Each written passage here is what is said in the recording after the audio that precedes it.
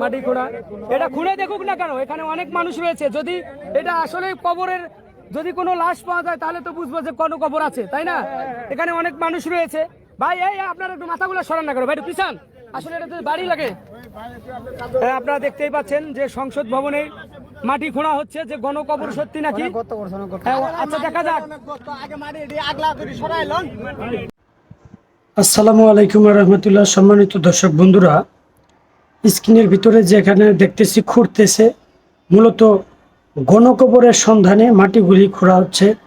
যে এর ভিতরে নাকি গণকবর দেওয়া হয়েছে, সেখানে নাকি মানুষের মৃতদেহে পাওয়া যাবে।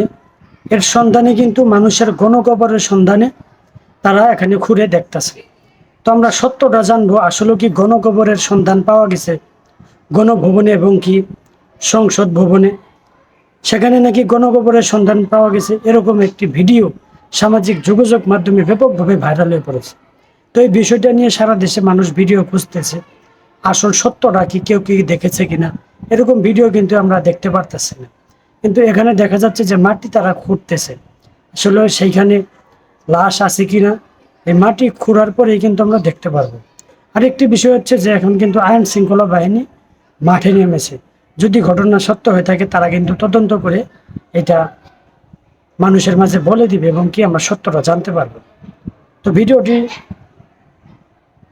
শেয়ার করে দিন, চ্যানেলটি সাবস্ক্রাইব করে রাখুন এবং কি সত্য নিউজ পেতে, পরবর্তী ঘটনা পেতে চ্যানেলটি সাবস্ক্রাইব করে রাখুন।